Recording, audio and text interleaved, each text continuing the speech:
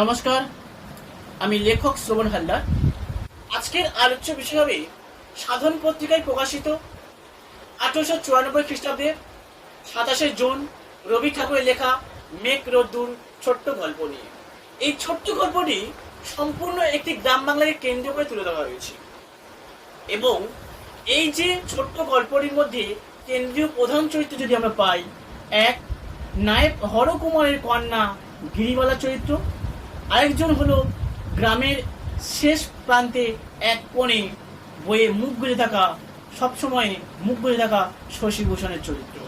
এই দুজনের চরিত্র এবং তাদের যে ভাব ভালোবাসা, তাদের যে সমাজ জীবন, আচার আচরণ, সাহিত্য বিচার, সমস্ত দিক বিদিক কল্পনা করে একটি ছিন্ন পত্রাবলীর একটি আক্ষরিক খণ্ড 123 নম্বর চিঠিতে এই মেঘ রোদ্দুর ছোট্ট গল্পটি সূত্রপাত ঘটে।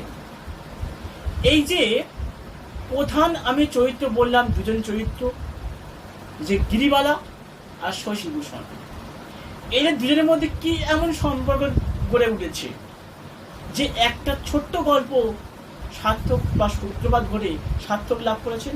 হ্যাঁ, এদের দুজনের মধ্যে যে কেন্দ্রীয় চরিত্র বা যে সমাজ জীবন রয়েছে সে অনেকখানি।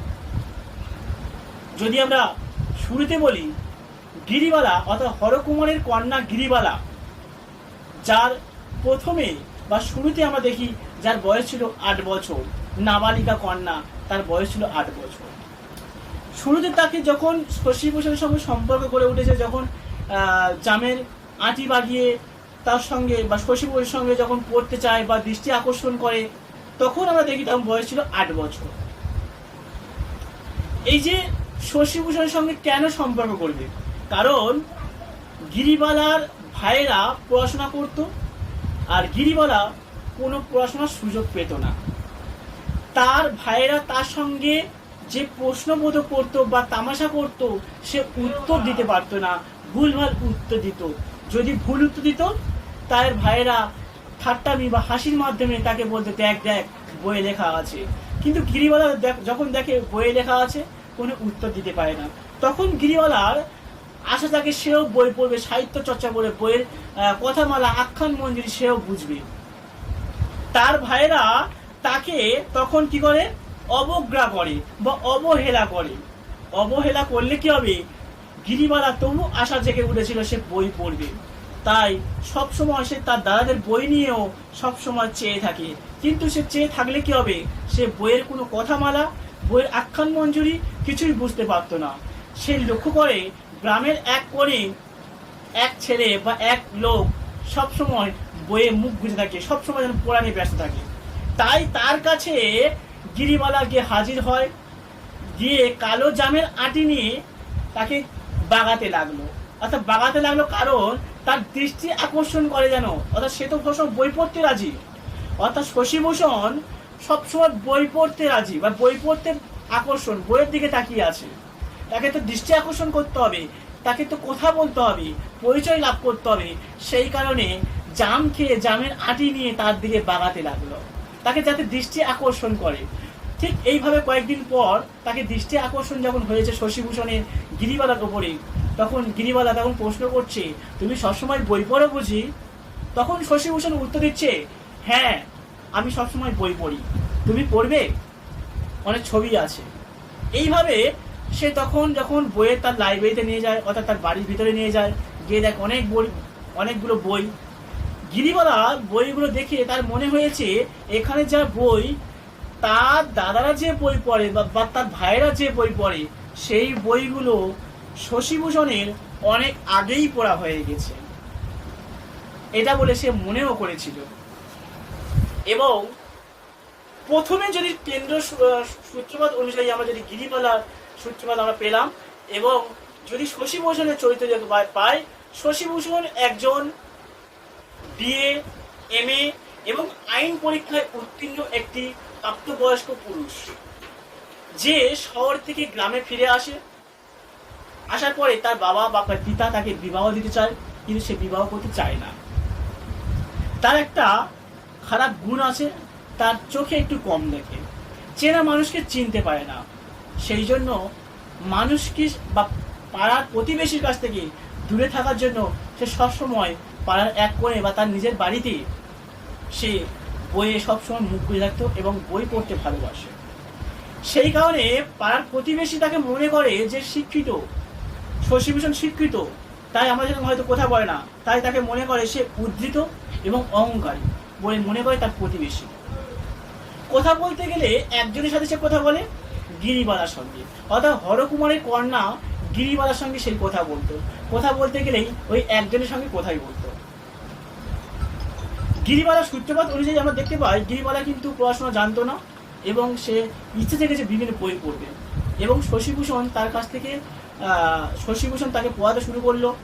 গিরিবালা পড়তে পড়তে এতটাই পড়া শিখে গিয়েছে, বিভিন্ন কবিতা এমনকি উপন্যাস শিখে যায়। সেই বইয়ের কথামালা, আখ্যান মঞ্জুরি, বিভিন্ন লাইন তার জলের মতো পরিষ্কার হয়ে যায় এবং বুঝতে পারে। বিভিন্ন বৈজ্ঞানিক বইও সে নিজে নিয়ে পড়তে পারে। পাড়ার প্রতিবেশী যখন বিভিন্ন ঝামেলা এবং মকদ্দমা নিয়ে ব্যস্ত থাকে, এরা কিন্তু সেদিকে মাথা ঘামায় না। এরা দুজনের মধ্যে ভাব এবং জাম, যে গিরিবালা জাম নিয়ে এসে দেবে, ফল পেয়ারা এই সমস্ত জিনিস এনে দেবে, সেই সমস্ত জিনিস নিয়ে এবং তাদের ভাবের কথা এবং সাহিত্য চর্চা নিয়ে তারা ব্যস্ত থাকে। শশীভূষণের চরিত্রে আমরা এটাই পাই যে শশীভূষণ সবসময় আমরা লক্ষ্য পাই যে শশীভূষণ একজন ভালো মনের মানুষ ছিল, ভালো সৎ এবং সহজ সরল মানুষ ছিল, যে মানুষের সবসময় উপকার করতে চায়। সে কোনোদিনও সে আইন পাশ করলে কী হবে, আইন পাশ করলে একজন আইনজীবী অন্য ব্যক্তিকে পেঁচানো ফেলিয়ে টাকা ইনকাম করে, টাকা পয়সা ইনকাম করে, কিন্তু শশীভূষণ সেটা চায় না।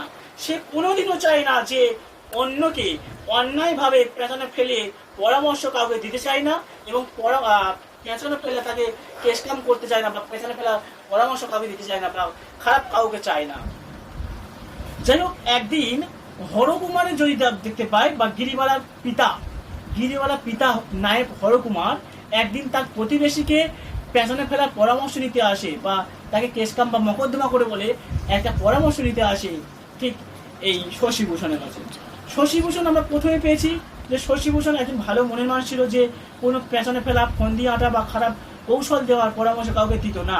সেই জন্য নায়েব হরকুমারের মুখের উপরে না বলে দেয়, উল্টে প্রতিবেশীর হয়ে যাকে পেছনে ফেলবে তার হয়ে হরকুমারের দু চার কথা শুনিয়ে দেয়। এই কারণে নায়েব হরকুমারের সঙ্গে অর্থাৎ গিরিবালার পিতার সঙ্গে শশীভূষণের খুব একটা সম্পর্ক ভালো ছিল না। যাই হোক, আলোচ্য বিষয় অধ্যয়ন করতে করতে আমরা লক্ষ্য পাই যে হরকুমার একদিন যে ম্যাজিস্ট্রেট যারা আসে, জয়েন্ট ম্যাজিস্ট্রেট, তার কুকুরের জন্য যে ঘি এনে দেওয়া, এই ঘি এনে দেওয়ার ব্যাপারে হরকুমার অর্থাৎ নায়েব হরকুমার যে একটা পেছনে ফেলা ফন্দিতে ফেঁসে যায়, বা এইভাবে একাধিক কারণে বা সে কিন্তু মকদ্দমা যে মামলা মকদ্দমা করে, সেই কারণে গিরিবালার যে সমস্ত বা যে পরিমাণে সময় দিত, গিরিবালার সঙ্গে যে পরিমাণে সময় কাটাতো বা জামের আঁটি বাগিয়ে যে দৃষ্টি আকর্ষণ করতো, তাদের মধ্যে যে ভাবের সম্পর্ক হতো, যে দুঃখ বেদনার সম্পর্ক গড়ে উঠতো, সাহিত্য চর্চা হতো, সেইটা কিন্তু আর সময় দিতে পারছে না, কারণ সে মামলা মকদ্দমা নিয়ে ব্যস্ত রয়েছে। সেই কারণে সে কিন্তু আর সময় দিতে পারে না। সেই জন্য গিরিবালা দেখা গিয়েছে তার একটা অভিমান জেগেছে, দুঃখ জন্মেছে। সেই কারণে গিরিবালা তার শশীভূষণের উপরে তার রাগ হয়েছে, এমনকি সে এটাও ভেবে নিয়েছে যে তার কালো কালো যে আইনের বই, সে আইনের বই ত্যাগ করবে, অর্থাৎ পড়বে না। এইটা কিন্তু সে প্রতিশ্রুতি ভেবে নিয়েছে। এমনকি কাঁদতে কাঁদতে সে বাড়িতে ফিরে যায় এবং দীর্ঘদিন ধরে শশীভূষণের সঙ্গে সম্পর্ক রাখে না। সেই কারণে কিছুদিন পর দেখা গেল শশীভূষণ দেখলো দীর্ঘদিন ধরে গিরি আর তার সঙ্গে সম্পর্ক রাখছে না। শশীভূষণ নিজেই তাকে খোঁজ নিতে লাগলো। খোঁজ নিতে গিয়ে দেখে গিরিবালার দেখাশোনা হয়ে যায়, বিবাহ সম্বন্ধ হয়ে যায়, তার বিবাহ সম্বন্ধে দেখাশোনা যেটা বলে আর কি সম্পূর্ণ হয়ে যায়, যে বিবাহ ঠিক হয়ে যায়। ফলে হরকুমার তার কন্যা গিরিবালার সঙ্গে শশীভূষণের সঙ্গে দেখা করতে আর দেয় না।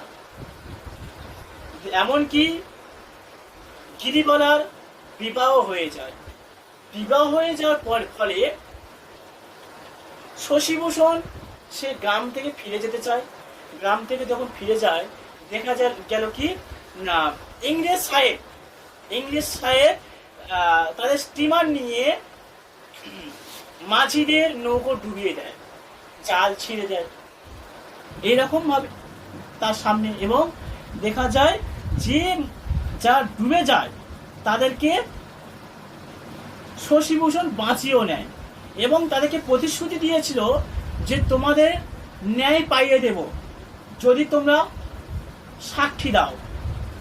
কিন্তু যে মামলা মোকদ্দমা করে সেই মামলা মোকদ্দমায় ভুল সাক্ষী দেয়।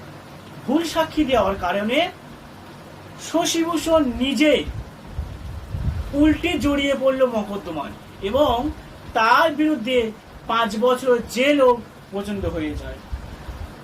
এই 5 বছরের জেল খাটার পরে যখন জেল থেকে বন্দি যখন ছিল, সেই জেল থেকে বন্দি কারাগার থেকে যখন ছাড়া পেয়ে সে যখন ফিরে আসে, দেখে তার সমস্ত সম্পত্তি নিজেই হারিয়ে ফেলে। সে সম্পূর্ণ নিরুপায়, সমস্ত সম্পত্তি হরকুমারের দখলে।